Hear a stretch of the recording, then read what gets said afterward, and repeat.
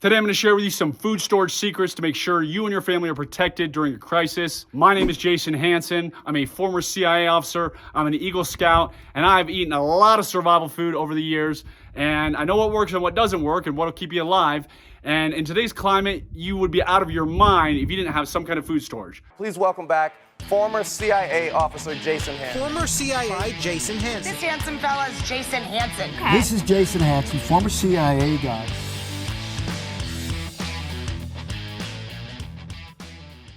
We've of course all seen the headlines of food insecurity, food crisis, food shortages all over, so you've got to be prepared. I'm married, I have 6 kids, I have a lot of food storage in my house. I'll tell you how much I have, and every time I tell people this, they're like, oh my gosh, I could never do that. Remember, I didn't buy that overnight. I built it up over a period of time. So I do a lot of consulting in the survival arena, if you will, and I have some very wealthy clients, millionaires, billionaires, and those guys can drop it. That's fine. I just had a client buy $15,000 worth of survival food from me. Awesome, great. I'm a capitalist, God bless him. But most of us can't do that. So I have 2 years of survival food stored up for my family. Again, I didn't do that overnight. I built it up over a long period of time. I recommend for most people at least have 30 days supply. Like that should be the bare minimum, and then build it up as you're comfortable. Some people come to me and say, hey Jason, I only want 6 months. I only want a year. Whatever, to each his own. You obviously get to choose what you want to store as far as survival food. I'm going to show you what I do for my family. Before I show you, don't forget, like, subscribe, make sure and turn on that notification bell because I got a lot more stuff coming your way. So when it comes to food, I'm going to give you some tips right now. Tip number 1. Obviously, you're gonna have food in your fridge. Let's say there's a blackout. Let's say the crisis is a grid down scenario. The food in your fridge is clearly the stuff you wanna eat first. So I have generators. I recommend you have propane, solar, gas, because you wanna have various options. I love propane generators just because propane can store indefinitely. You can just stick it in your shed or wherever, and you don't have to worry about it going bad like gas. For generators, my Hondas, I have a Honda generator. And then as I said, I have solar and propane. That way I can hook up to my fridge, keep that food, as long as possible as we eat it. So tip 1 is, of course, use the food that's in your pantry. That is your first tier of food.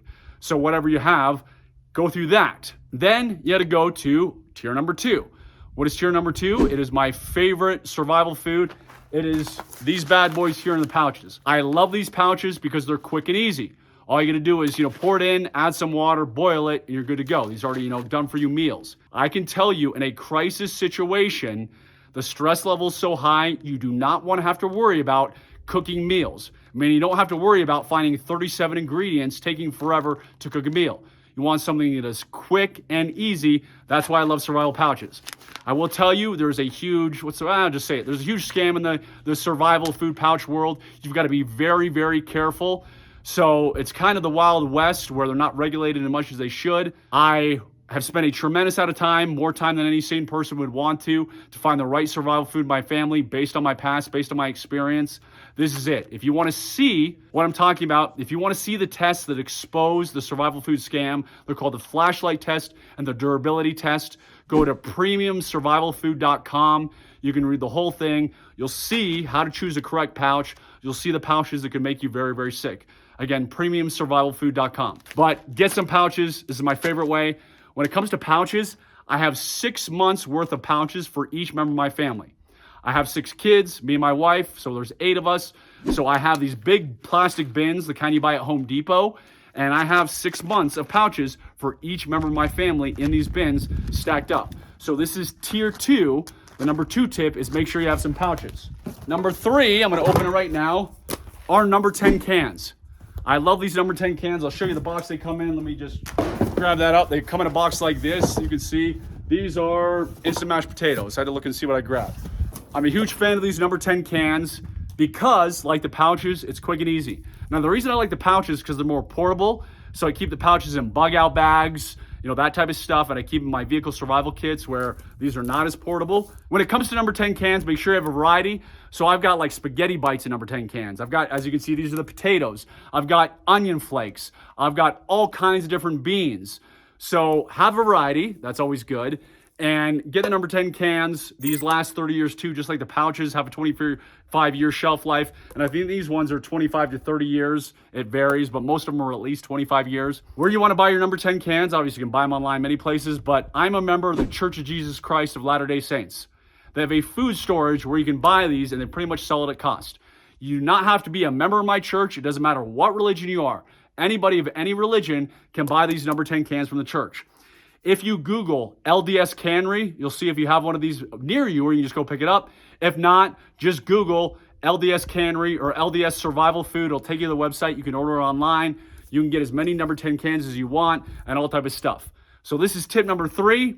Get number 10 cans. Have a lot of these. Great way to store food. Of course, make sure you have a good can opener. You should have multiple can openers, non-electric, obviously. That way, if the grid goes down, if there's some type of crisis where you don't have electricity, you can open up and you cook your food. I cook my food on propane stoves. I have multiple different propane stoves. That way I can cook all this stuff. The final and 4th tier of survival food, and tip number 4, is have 5-gallon buckets with grains in them.